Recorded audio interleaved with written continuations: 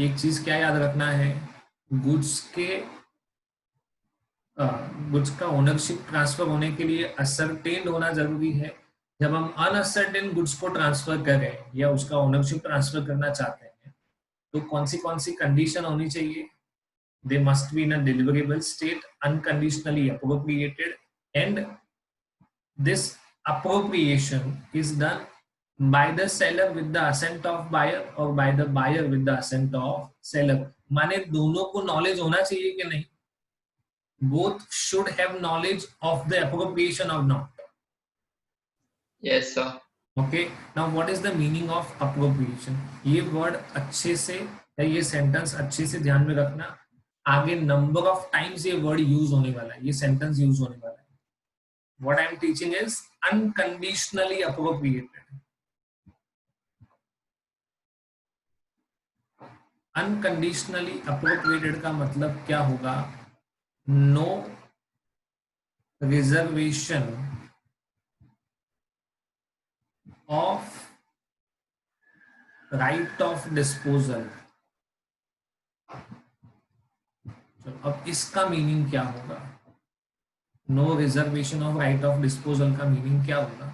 इसका मतलब अब सेलर इस गुड्स को डिस्पोज ऑफ करने का राइट रिजर्व नहीं करता है।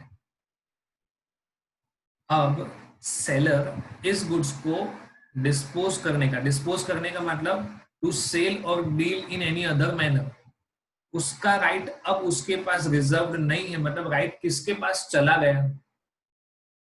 Seller. Yes, the seller does not reserve right of disposal। the seller does not reserve right of disposal, that is called unconditionally appropriated। I am putting no condition। suppose seller ने transport में, है ना, goods यहां से जा रहे हैं buyer के पास, सेलर ने गुड्स तो भेज दिया है, उसका बिल भी भेज दिया है, और बायर को उसने फोन करके बोला था कि तुम्हारे पास जब गुड्स आए उसको चेक कर लेना और पहले पेमेंट करना। First of all make payment either by online transfer to me और give it to the transporter. उसको दे दोगे तो भी चलेगा। और पहले क्या करना पड़ेगा? तुम्हारे वहां पे जैसे ही गुड्स अनलोड हो तुमको पहले पेमेंट करना पड़ेगा, नहीं तो मैं ये गुड्स किसी और को बेच दूंगा। तो सेलर ने डिस्पोजल का राइट अपने पास रखा है कि नहीं रखा है? नहीं रखा। फिर से सोचो। रखा है। रखा है। अगर बी पेमेंट नहीं करेगा तो सेलर क्या कर सकता है? What the seller can do? Seller किसी can sell the goods to another। Yes, he can sell the goods to a third party। मतलब देखो, मतलब अभी भी उसके पास सेल करने का राइट है कि नहीं है जब तक पेमेंट ना मिले? है। Yes, it is called reservation of right of disposal। इसको क्या बोलते हैं? मैंने राइट ऑफ डिस्पोजल अभी भी अपने पास रखा है, मतलब गुड्स का अनकंडीशनल एप्रोप्रिएशन हुआ कि नहीं हुआ?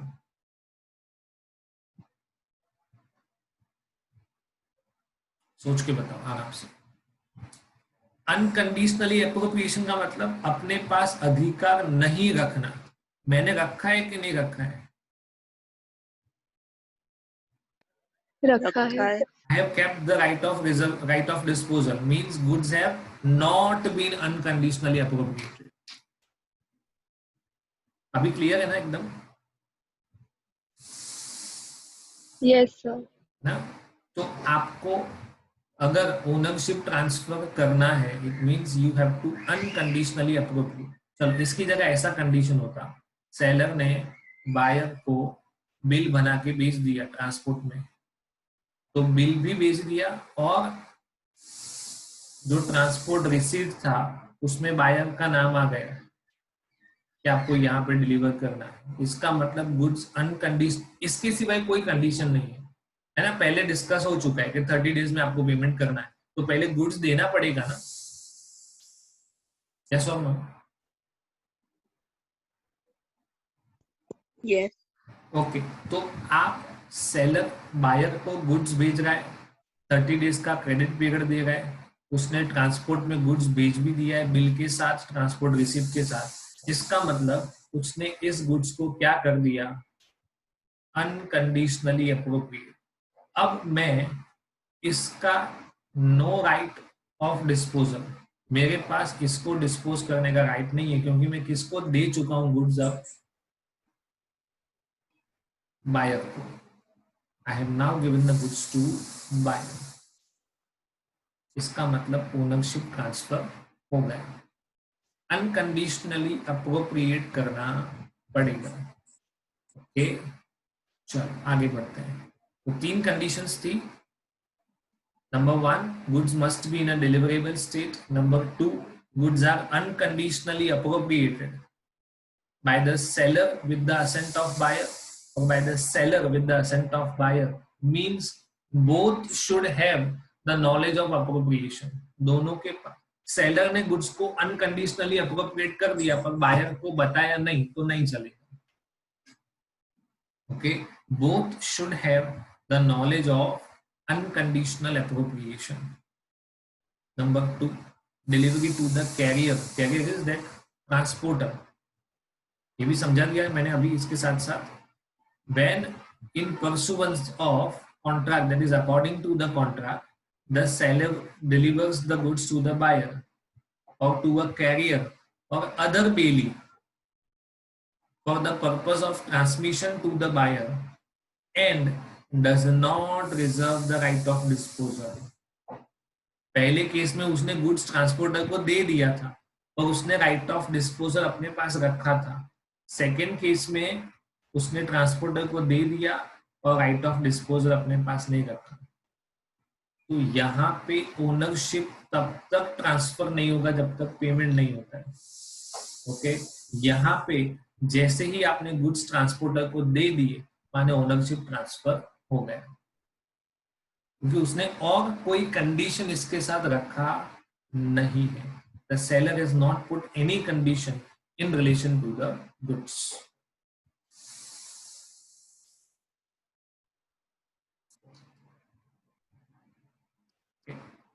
सो example, a bill of lading is made out in the name of buyer. उन्होंने जो ट्रांसपोर्ट रिसीट बनाया वो किसके नाम में बनाया, बायर के नाम में।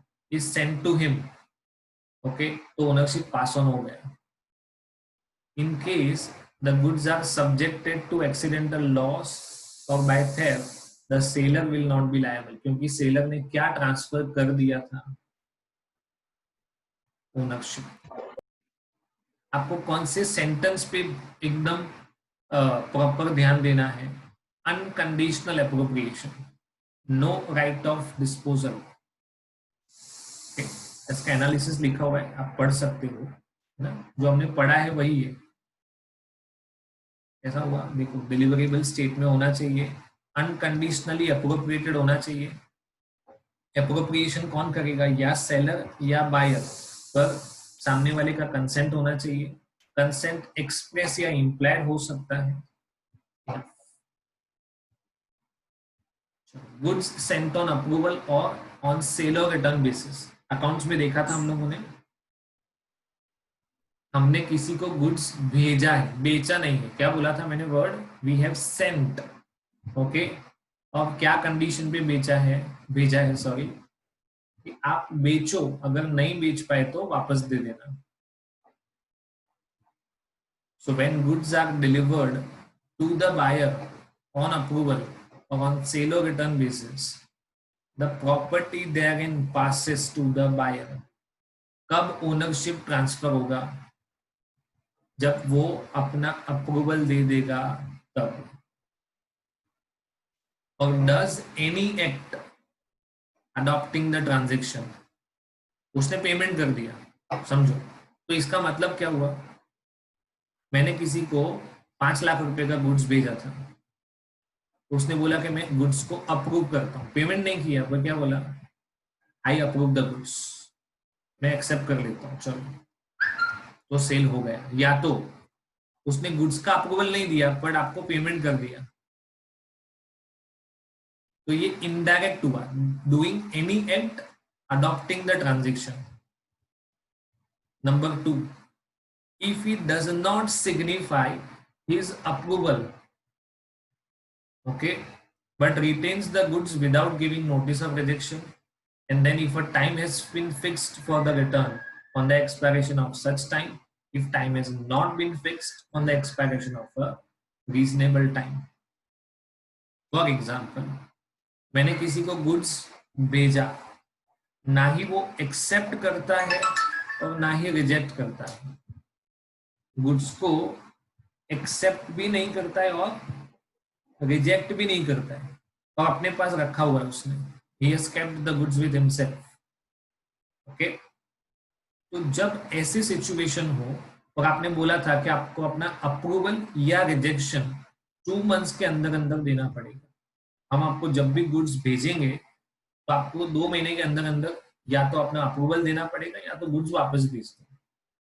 पर 2 महीने बीत जाने के बाद, 2 महीने हो गए, फिर भी जिसको हमने गुड्स भेजा है उसने कोई अप्रूवल दिया नहीं है, ना ही रिजेक्शन दिया है, इट मीन्स सेल हो चुका है, ओनरशिप ट्रांसफर हो गया। दूसरा, टाइम फिक्स्ड नहीं था, time was not fixed,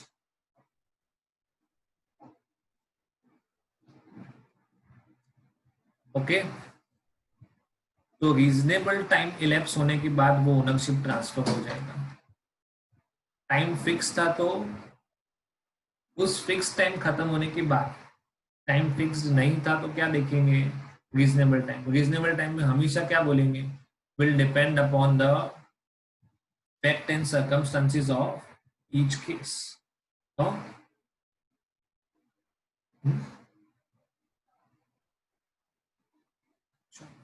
Number 3, the person does something which is equivalent to accepting the goods. He pledges the goods or sells the goods.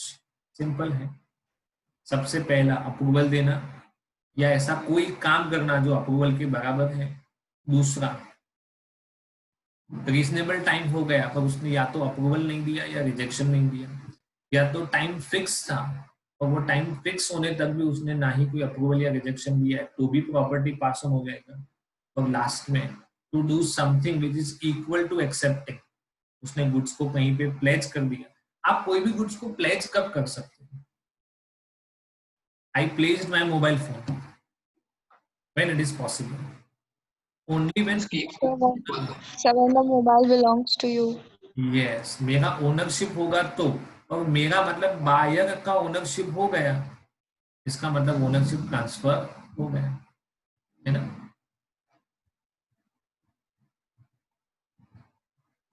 चलो example 1, P brought a musical instrument, bought नहीं लिखा है, क्या लिखा है, brought, from a musical shop on the condition that he will purchase if he likes. एक हफ्ते के बाद वो इन्फॉर्म करता है कि मुझे पसंद आ गया, तो ओनरशिप ट्रांसफर हो गया क्योंकि उसने एक्सेप्ट कर लिया गुड्स को, है ना। चलो example 2, A delivered some jewelry to B on sale or return. B pledged the jewelry with C. खत्म, ओनरशिप ट्रांसफर हो गया। ए का सी के अगेंस्ट कोई राइट नहीं है, पर किसके अगेंस्ट राइट होगा, ए किसके सामने केस कर सकता है, बी के सामने या सी के सामने, B, obvious. A sends to B a water motor on approval in March 16. B returns to it after trial in August 16. कितने महीने के बाद, 5 months. Is it a reasonable time?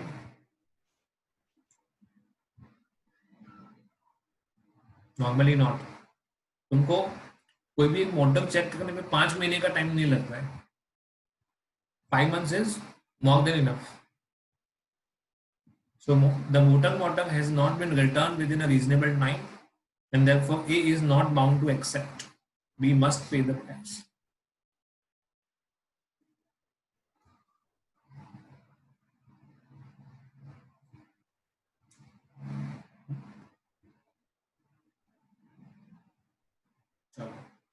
Next, sale for cash only or return.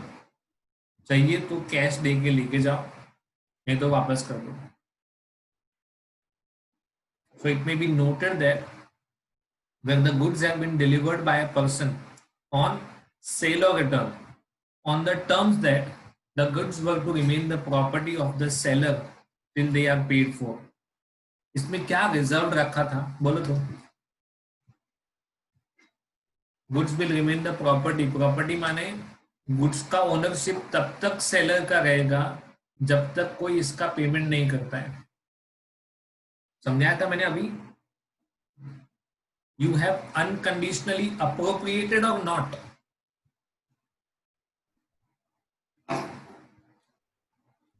Have you unconditionally appropriated? No. Reason क्या है? उसने right of disposal अपने पास रखा है. कब तक वो प्रॉपर्टी ट्रांसफर नहीं होगा? जब तक उसका पेमेंट नहीं हो जाता है. The property therein does not pass to the buyer until the terms are complied with. Terms क्या था? Cash is paid for.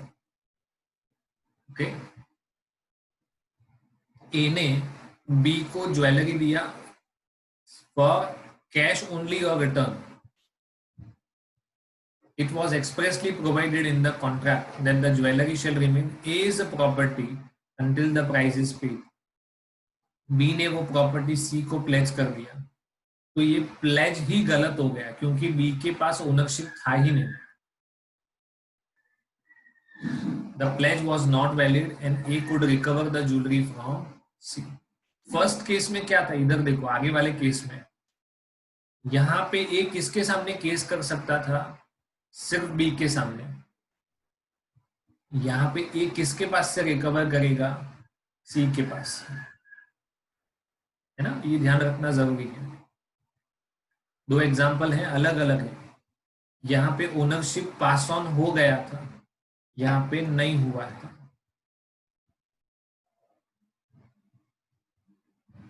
Reservation of right of disposal, it means not unconditionally appropriated. इसको unconditionally appropriate नहीं किया गया है. Okay. कौन reserve रखेगा? देखो, by the terms of the contract और अप्रोप्रिएशन. कॉन्ट्रैक्ट में वो ऐसे टर्म्स रखेगा. कौन रख सकता है? सेलर. कैसे टर्म्स रखेगा? Reserves the right of disposal. देखो, इसका मतलब ही यही हुआ ना. To reserve right of disposal means the goods have not been unconditionally appropriated until certain conditions are fulfilled.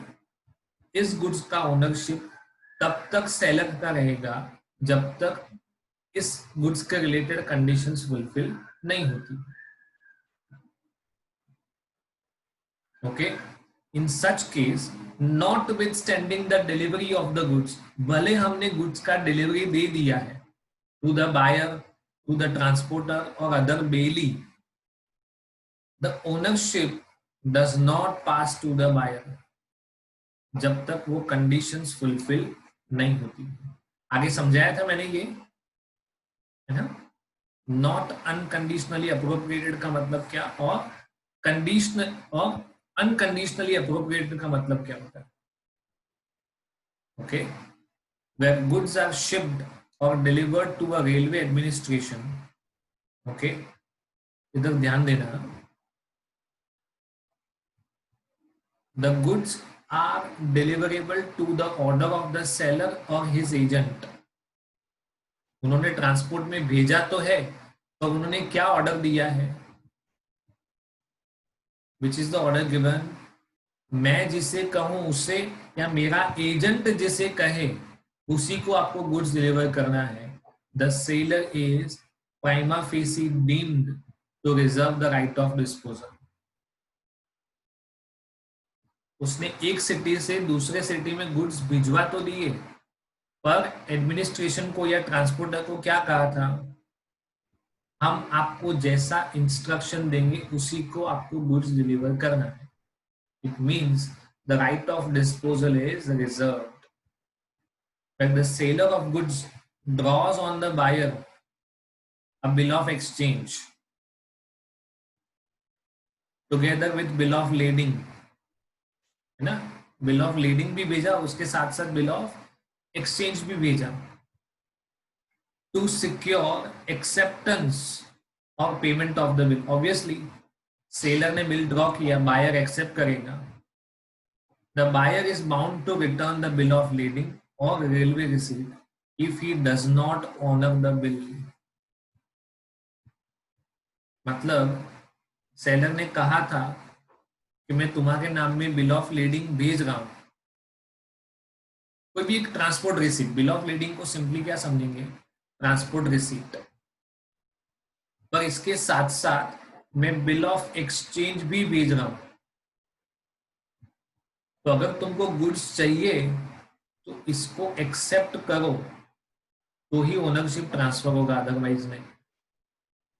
तुम ऐसा कहते हो कि तुम मुझे 3 महीने में पेमेंट कर दोगे, कोई बात नहीं, मैंने 3 महीने का बिल ऑफ एक्सचेंज ड्रॉ किया है, उसको एक्सेप्ट कर लो तो ही गुड्स तुम्हारा। अगर बायर ये रिटर्न करता है विदाउट एक्सेप्टेंस कि नहीं मैं एक्सेप्ट नहीं करूंगा, तो उसको उसके साथ साथ बिल ऑफ लीडिंग भी रिटर्न करना पड़ेगा और गुड्स भी रिटर्न करना पड़ेगा। उसका ओनरशिप अब उसका नहीं होगा। वो कब गुड्स का ओनरशिप लेगा, जब वो इसे एक्सेप्ट करेगा तभी। मतलब सेलर ने राइट ऑफ डिस्पोजल अपने पास रखा था कि नहीं रखा था, द सेलर हैड केप्ट और नॉट। सोचो, seller had kept the right of disposal with himself और हरसेल्फ। इसका एनालिसिस दिया हुआ है। X sends furniture to a company by a truck and instructs the driver not to deliver until the payment is made. Again, right of disposal reserved. Right of disposal अभी भी किसके पास है, seller. Sorry. Circumstances under which the right to disposal may be reserved. कब ऐसा किया जाएगा, okay या तो कब ऐसा माना जाएगा कि राइट ऑफ डिस्पोजल रिजर्व रखा है। ये दोनों कंडीशन हम लोग पढ़ चुके हैं, है ना, कि हमने ट्रांसपोर्टर को गुड्स भेजा था, बोला था कि यहाँ पे जाकर मतलब इस सिटी में तुमको लेके जाना है, और जब तक मैं या मेरा एजेंट तुम्हें इन्फॉर्म ना करे तब तक आपको गुड्स डिलीवर नहीं करना। रेलवे वाले केस में पड़ा था, ये फर्नीचर वाले केस में भी सेम है। दूसरा बिल ऑफ एक्सचेंज वाला, जब तक आप ये बिल ऑफ एक्सचेंज एक्सेप्ट नहीं करते हो तब तक आपको गुड्स का ओनरशिप नहीं मिलेगा। ओके, चलो मान लो कि बायर ने वो गुड्स अनलोड करवा दिया, बिल ऑफ लीडिंग अपने पास रख लिया और बिल ऑफ एक्सचेंज बिना एक्सेप्ट किए वापस कर दिया। भले पोजीशन बायर के पास चला गया और ओनरशिप बायर के पास नहीं जाएगा।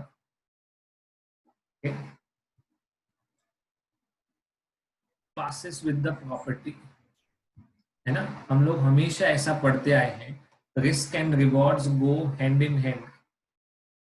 क्या बोलेंगे, risk and rewards go hand in hand. अगर आपको प्रॉपर्टी का रिस्क ट्रांसफर हो गया है तो इसका रिवॉर्ड भी आपका है। So according to section 26, unless otherwise agreed, again very important, मतलब नॉर्मली लॉ क्या कहता है, ये वाला पार्ट जो मैंने अंडरलाइन किया वो छोड़ दो। The goods remain at the sellers risk until the ownership. Property का मतलब आपको अब पता चलना चाहिए। गुड्स तब तक किसके रिस्क पे रहेंगे जब तक इसका ओनरशिप ट्रांसफर नहीं होगा। But when the property is transferred goods are at the buyer's risk whether the goods delivery has been made और नॉट। ये सेंटेंस को बाद में देखेंगे। नॉर्मली क्या होता है, ओनरशिप ट्रांसफर नहीं हुआ तो सेलर का रिस्क, ओनरशिप ट्रांसफर हो गया तो बायर का risk. Provided that where the delivery has been delayed because of the fault of buyer or seller, तो जिसका गलती है उसका लॉस। बायर के डिफॉल्ट की वजह से डिलीवरी नहीं हुआ तो बायर का लॉस, सेलर के डिफॉल्ट की वजह से गुड्स का डिलीवरी नहीं हुआ तो सेलर का loss. Provided also that nothing in this section shall affect the duties or liabilities of either seller or buyer or bailey. Suppose ऐसा हुआ कि गुड्स का ओनरशिप ट्रांसफर हो गया फ्रॉम सेलर टू बायर, पर इसका पोजेशन अभी भी सेलर के पास है। तो सेलर ऐसा नहीं सोच सकता है कि चलो ओनरशिप ट्रांसफर हो गया, अभी गुड्स का जो होना है वो होगा, वो बारिश में भीग जाए बिगड़ जाए उससे मुझे मतलब नहीं, I am not going to take care, तो वो नहीं चलेगा। भले ओनरशिप ट्रांसफर हो गया बट पोजेशन आपके पास है तो आपकी उसके रिलेटेड कुछ ड्यूटीज तो है ही, you would have to take care.